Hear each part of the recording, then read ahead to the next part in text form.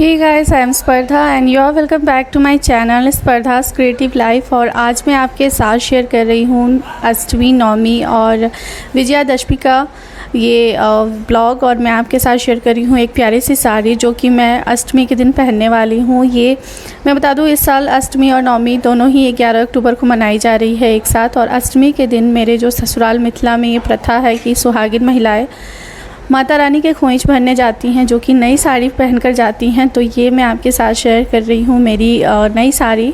और आप देख सकते हो बहुत ही ब्यूटीफुल सा इस पे काम किया हुआ है धागा का। और ये चिकनकारी कढ़ाई है and colour is red and the fabric is georgette. और मैं आपको बताऊं कि ये साड़ी मेरा भाई लेकर के आया था दर्शु के मुंडन में, तो मैंने इसे रेडी कर लिया था बट कभी पहना नहीं था। तो मैंने सोचा कि क्यों ना इस बार मैं इसे ही पहन लूँ। और आप देख सकते हो आंचल इतना खूबसूरत है इसका। और यहाँ इस तरह से अगर आप इसे ओपन पल्लू में पहनते हो तो बहुत ही अच्छी लगेगी, लेकिन हमारे यहाँ ऐसी प्रथा है कि हम इसे ओपन पल्लू या मतलब तिरछी जो पल्लू होती है उसमें नहीं पहन सकते हैं। हमें उसे सीधी आंचल पे पहनना होता है और माता रानी का खोइच भरना होता है। इसके साथ ही आप देखो कि ये नीचे की ओर प्लीट्स पर इस तरह से बॉर्डर और बॉर्डर के साथ में थोड़ी कढ़ाई भी आती है, तो बहुत ही ज़्यादा प्यारी लगती है। ख़ास तौर से रेड कलर तो नवरात्र के लिए बहुत ही शुभ माना जाता है। तो इस तरह से मैं यहाँ पर सर पे आंचल वगैरह लेकर के देख रही हूँ कि अच्छा लगेगा या नहीं। तो इस तरह से देखिए कितना ज़्यादा खूबसूरत है ये। तो ये साड़ी जो है फ्रॉम ऑफलाइन मार्केट है। अगर मे बी पॉसिबल अगर आप सर्च करो तो ऑनलाइन देख सकते हो, अदरवाइज़ ये मार्केट की साड़ी है। एंड ये इसका ब्लाउज़ है, स्लीव पर इस तरह से कढ़ाई आती है, यहाँ आप देखो। और इसका मैं बैक पार्ट दिखाती हूँ। तो ये जो बैक पार्ट है ना, एक्चुअली इसका फ्रंट पार्ट था, जो कैटलॉग मिला था ना उसमें फ्रंट पार्ट में ये बना हुआ था, बट आप इसे बैक पार्ट में भी करवा सकते हो। मैंने इसलिए करवाया कि मैं बताऊं कि देखिए फ्रंट पार्ट अगर आपका काफ़ी ज़्यादा हैवी है ब्लाउज़ का, तो आपकी साड़ी थोड़ी सिंपल होनी चाहिए थी। तो ये फ्रंट पार्ट ब्लाउज़ का भी हैवी हो जाएगा और साड़ी भी बहुत ही हैवी हो जाएगी, तो टू मच हैवी होगा, एकदम पार्टी वेयर हो जाएगा। अदरवाइज़ आप ऐसे छोटे ओकेजन्स पे नहीं पहन सकते हैं। तो मैंने उसे बैक में करवा दिया और फ्रंट पार्ट को सिंपल रखा है। इसके साथ ही एक पॉइंट और है कि जो मैं अपने ब्लाउज़ का फ्रंट पार्ट होता है वो हमेशा ढक कर पहनती हूँ, तो वैसे भी इसकी जो एम्ब्रॉयडरी है वो नहीं दिखने वाली थी, तो मैंने सोचा बैक में करवा दूँ। तो इस तरह से ये साड़ी है। चलिए मैं आपको लिए चलती हूँ माता रानी के पास। तो सुबह सुबह के करीब हम लोग 7 बजे पहुंच गए थे यहाँ पर। और इतनी सुबह मैंने इसलिए टाइम चुना क्योंकि मेरे हस्बैंड का ऑफ़िस भी था, तो उन्हें ऑफ़िस के लिए निकलना था। एंड मैं आपको बता दूं कि मिथिला की तरह यहाँ पर यूपी में खोइच भरने की कोई विधि होती नहीं है, इसलिए काफ़ी ज़्यादा यहाँ पर आपको शांति दिखाई दे रही है। अदरवाइज़ दरभंगा में तो काफ़ी ज़्यादा चहल पहल होती है पूजा पंडाल में। तो चलिए कोई नहीं, ऐसे में मुझे मौका मिल गया, मैं अपने विधि को आराम से कर रही हूँ। थोड़ा सा यहाँ के लोगों के लिए अजूबा भी है ये सब चीज़, बट यहाँ पर रोक टोक नहीं करते हैं। जिस तरह से आप चाहें, जिस विधि से आप चाहें माता रानी की पूजा कर सकते हैं, तो इसलिए मैं कंफर्टेबल थी। और जैसा मैंने कहा, सुहाग की चीज़ें आपको माता रानी को चढ़ानी है, फल चढ़ाने हैं, मेवे, पान पत्ता, सुपारी, हल्दी, जो आपको खोइच में मिलता है अपने मायके से। जब आप मायके से ससुराल आती हैं या ससुराल से मायके जाती हैं, तो वैसी ही चीज़ें आपको माता रानी को अर्पित करनी है। श्रृंगार की चीज़ें आप कुछ दान में दे दें और कुछ जो हैं वो आप माता रानी के प्रसाद स्वरूप अपने आंचल में मांग लें। पंडित जी अगर हों तो ठीक है, नहीं तो मैंने तो खुद से ही ले लिया क्योंकि पंडित जी यहाँ पर नहीं थे। तो इस तरह से सुबह सुबह ही मैंने खोइचा भर दिया है और आज मेरा व्रत भी रहेगा। तो नेक्स्ट डे मैं जाऊँगी मेला। तो ये विजयादशमी के दिन का मेला है। मैं आपको दिखाऊं कि यहाँ पर कुछ प्रोग्राम्स भी हो रहे थे, जैसे इस तरह से आप देख सकते हो, यूँ मटका जलते हुए अपने सर पर रखना और राजस्थानी डांस। तो डांडिया नाइट्स भी होते हैं यहाँ पर। लास्ट ईयर मैंने दर्शु के स्कूल की ओर से डांडिया नाइट्स में पार्टिसिपेट किया था।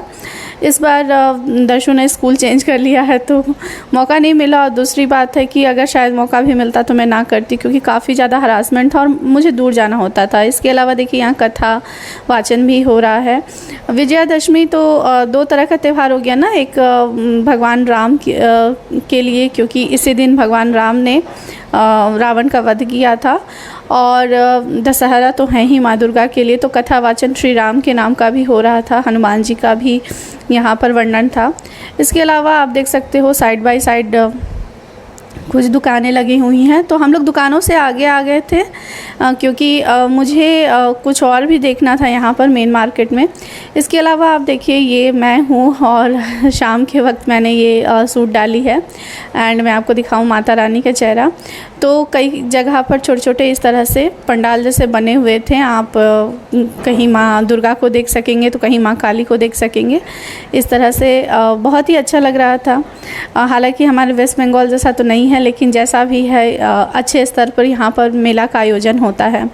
माँ दुर्गा के बाद यहाँ माँ काली की ये प्रतिमा है जो कि देखने में यूँ तो भयानक है, लेकिन माता रानी है और माता रानी का यह स्वरूप भी बहुत ही दयापूर्ण है।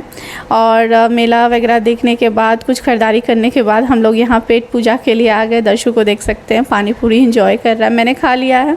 मुझे पानी पूरी काफ़ी ज़्यादा पसंद है, लेकिन फिर भी मैं बताऊँ कि यहाँ यूपी में वैसे नहीं मिलते हैं जिस तरह से हमारे बिहार, झारखंड या बंगाल तरफ होता है। बट कोई नहीं, मन को बहलाने के लिए ठीक है कि पानी पूरी खाया हमने। और यहाँ पर ज्योति यात्रा निकली हुई है और इस तरह से काफ़ी ज़्यादा व्यवस्थाएं थी। जो दो तरह के जो रोड थे उनको बीच में यूँ पार्ट वाइज किया गया था और एक तरफ पूरी तरह से व्हीकल्स बंद थे, जाना हम पैदल ही जा सकते थे। ये ख़ास तौर से उन श्रद्धालुओं के लिए था जो माता के दर्शन करते थे। तो आप देखो कि इस साइड में कोई भी आपको वाहन जल्दी नहीं मिलेगा। चप्पे चप्पे पर पुलिस तैनात थी कि किसी भी तरह की मतलब घटना या दुर्घटना से इंसान बच सके। और ये भीड़ देखो, दूसरी ओर कथा का वर्णन हो रहा है और कुछ प्रोग्राम्स हो रहे हैं, तो यहाँ से लोग खड़े होकर के स्टेज को देख रहे हैं। इतनी ज़्यादा भीड़ थी ऑलरेडी कि हम लोग वहाँ कहाँ खड़े होते कुछ समझ में नहीं आ रहा था। और साथ में दर्शु भी था। ये तो अच्छा होता है कि जब दर्शु के पापा साथ में होते हैं तो वो दर्शु को हैंडल कर लेते हैं। थोड़ी देर बाद हमने देखा कि ये मिकी माउस वाला बलून जो है वो रेडी हो रहा है, ये देखिए। तो इसके बाद दर्शु ने जिद करी कि उसे इसमें मतलब जंप करना है और वो ख़ास तौर से ऐसी चीज़ों पे बॉक्सिंग ट्राई करता है। यहाँ हम लोग कुछ नाश्ते के लिए बैठे हुए हैं, तो मैंने कहा ठीक है पहले नाश्ता कर लेते हैं फिर हम लोग चलते हैं। और दर्शु को भी थोड़ा एंटरटेनमेंट ज़रूरी है। तो ये देखिए, तो ये जो है वो स्लाइडिंग के लिए सभी बच्चे जो है इस्तेमाल कर रहे हैं और मेरा बेटा इसे बॉक्सिंग के लिए इस्तेमाल कर रहा है। तो मैंने कहा कि स्लाइड करो, थोड़ा बहुत स्लाइड भी करना ज़रूरी है।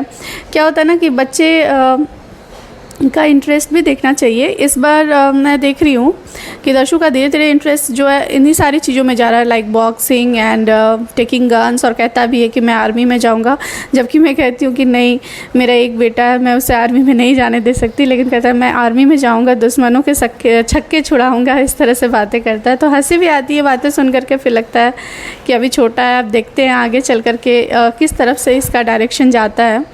और पढ़ाई लिखाई में जहाँ तक मैं बताऊँ कि दिमाग का अच्छा है, तेज़ है, तो चीज़ें कैच कर लेता है। और इसकी जो भी पढ़ाई से जुड़ी हुई जिम्मेदारियाँ हैं वो मैं ही लेती हूँ, आपको पता है। तो फ़िलहाल मैं इस पे प्रॉपर ध्यान देती हूँ। तो जैसा मैंने कहा कि बेटा स्लाइड करो, तो स्लाइड करना नहीं चाहता है, वो जंपिंग करना चाहता है, बॉक्सिंग करना चाहता है, यही सारी चीज़ें कर रहा है। तो बच्चे देख रहे हैं काफ़ी ज़्यादा मस्ती में हैं। तो हालांकि आपको कुछ आइडियाज़ तो हो ही गए होंगे। मैं आपको बता दूं कि मैंने हाल ही फ़िलहाल में अपने नाम का जो ये चैनल है उसका नाम चेंज किया है, अपने नाम से इसे बनाया है। एंड मैंने ये क्यों किया है वो मैं आपको नेक्स्ट वीडियो में ज़रूर बताऊंगी कि क्या ऐसी बात हुई कि मैंने अपने चैनल का नाम ही चेंज कर दिया। ये मैंने पहले कभी नहीं किया था। पूरे 4 साल हो गए मेरे चैनल को इसी नाम के साथ, द इनसाइड वंडर के साथ। नाउ मैंने चेंज किया, इसके पीछे कोई ना कोई रीज़न है, वो मैं आपके साथ आने वाले वीडियोस में शेयर करूँगी। और ये घर पहुँचने के बाद मैं काफ़ी ज़्यादा थकी हुई, घर की हालत भी ख़राब है। तो आई होप कि आज का ये ब्लॉग आपको अच्छा लगा। मिलते हैं हमारे नेक्स्ट वीडियो में, जिसमें आपके साथ मैं बहुत कुछ शेयर करने वाली हूँ। तब तक के लिए बाय बाय।